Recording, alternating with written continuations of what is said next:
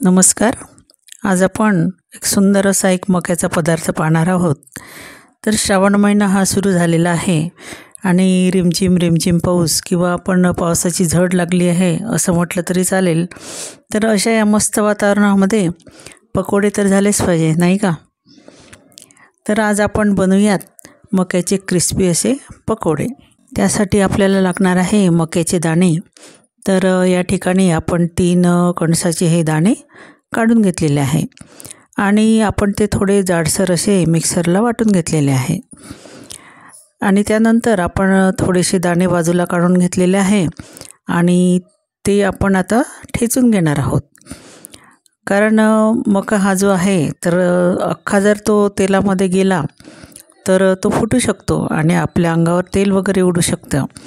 त्याच्यासाठी आपण हे दाणे आपण ठेचून घेणार आहोत आणि ते संबंध जे दाणे आहेत तर ते आपण त्या मिक्सरमध्ये एकत्र करून घेणार आहोत. त्यानंतर या पकोड्यामध्ये घालण्यासाठी आपल्याला एक वाटण तयार करून घ्यायचं आहे. तर त्यासाठी मिक्सरच्या पॉटमध्ये आपण थोडंसं जिरं घेतलेलं आहे आणि त्यानंतर आपण अद्रक आणि लसूण त्यामध्ये टाकून घेतलेलं आहे आणि त्यासोबत आपण हिरव्या मिरच्या घालून आपण हे छान असं बारीक वाटून घेणार आहोत. आणि हे जे तयार वाटण आहे तर हे आपल्याला पकोड्यामध्ये घालून घ्यायचं आहे.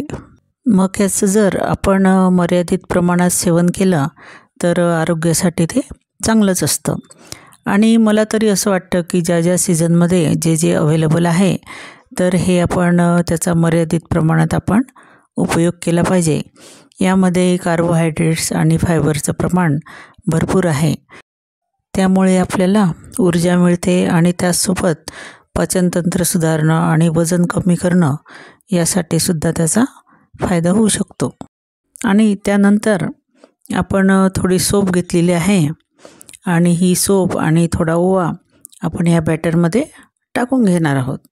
आणि त्याचसोबत आपण जो कापलेला कांदा आहे तर हा कांदासुद्धा यामध्ये टाकून घेणार आहोत. आणि कोथिंबीर जी आहे तर मी या ठिकाणी आता कापून घालत आहेत. त्यानंतर सगळ्यात आधी आपल्याला यामध्ये थोडं आवश्यक तेवढं मीठ आपल्याला चवीनुसार टाकून घ्यायचे आहे. आणि त्यासोबत त्यानंतर हळद, तिखट, धनेपूड आणि कसुरी मेथी तर ही सुद्धा आपण घालून थोडंसं मिक्स करून घेऊया.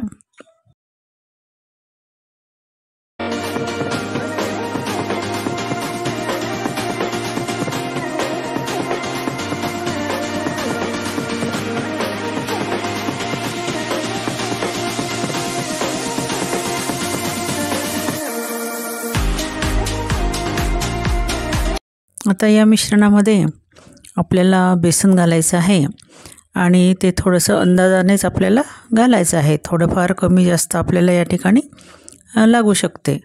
पण आपले जे मक्याचे कणसं होते किंवा जे दाणे होते ते कोवळे असल्यामुळे थोडंसं ओलसर असं हे मिश्रण आपलं आहे.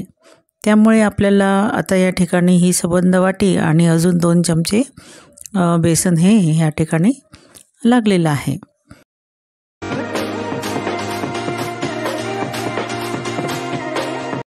त्यानंतर आपले पकोडे हे चांगले क्रिस्पी होण्यासाठी आपण 2 चमचे कॉर्नफ्लॉवर या ठिकाणी घालून घेत आहोत. आपल्याकडे तांदळाचं पीठ असेल तर ते सुद्धा आपण या ठिकाणी वापरू शकतो. आणि आवश्यक वाटलं आपल्याला तर आपण थोडा सोडा, 1 पाव चमचा सोडासुद्धा यामध्ये घालू शकतो. या ठिकाणी आपण आता पाहू शकता की अगदी बॅटर जमा होत आहे आणि अगदी रसरशीत त्याला आपल्या नेहमीच्या भज्यांसारखं भिजवायचं नाही. तर छान असा गोळा जर तयार होत असेल तर आपलं बॅटर हे तयार झालेलं आहे. आणि छान असं तेल गरम करून घेतलेलं आहे आणि त्यामध्ये थोडेसे मोठेच असे हे पकोडे आपण सोडलेले आहेत. आणि ते दोन्ही बाजूनीच छान असा ब्राऊन रंग येईपर्यंत आपल्याला तळून घ्यायचा आहे.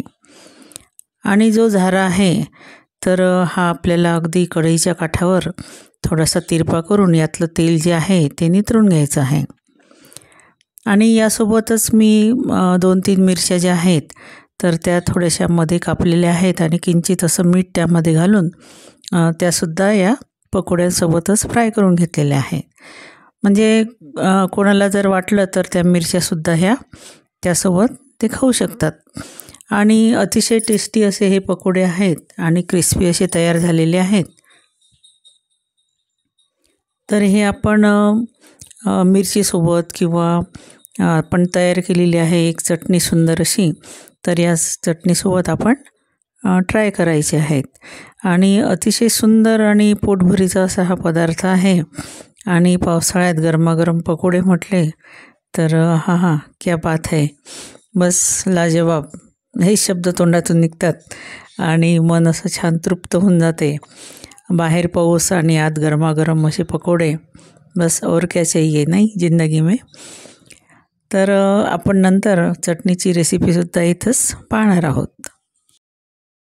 तर शेवटपर्यंत हा व्हिडिओ नक्की पहा आणि आपल्याला आवडल्यास लाईक करा, शेअर करा आणि माझ्या चॅनलला सबस्क्राईब करा. आणि त्यासोबत बेल आयकॉनचं बटनसुद्धा नक्की दाबा. त्यामुळे नवीन जे व्हिडिओ येतील त्याचं नोटिफिकेशन आपल्यापर्यंत लवकरात लवकर पोहोचेल. आणि तुम्हाला हा व्हिडिओ कसा वाटला त्याबद्दल नक्की कमेंट करून मला सांगा. धन्यवाद.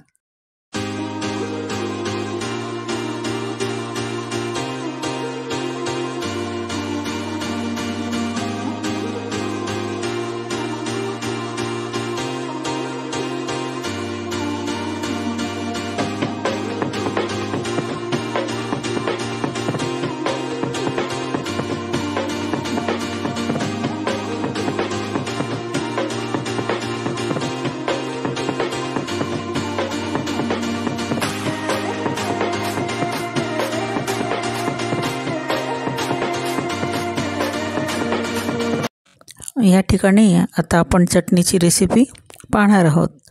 तर त्यासाठी मिक्सरच्या पॉटमध्ये थोडे शेंगदाणे, त्यासोबत ओलं खोबरं आणि जी कोथिंबीर आहे ती, आणि त्यासोबत लसूण आणि अद्रक आणि जे फुटाणे आहेत तर ते फुटाणे आणि हिरवी मिरची, दही, हे सगळं आपण त्यामध्ये घालून घेतलेलं आहे. आणि त्यामध्ये आपण थोडं जिरं घालणार आहोत आणि चवीनुसार थोडं मीठ आणि साखरसुद्धा यामध्ये घालून मिक्सरला अतिशय बारीक असं हे वाटून घ्यायचं आहे की आपली ही चटणी तयार झाली. तर ही चटणी पकोड्यासोबतच नाही तर आपण जे स्नॅक्स घरी करतो किंवा नाश्त्याचे प्रकार बनवतो त्यासोबतसुद्धा ही चटणी अतिशय उत्तम अशी लागते. तर ही चटणीसुद्धा आपण नक्की ट्राय करा आणि मला कमेंटमध्ये कळवा. धन्यवाद.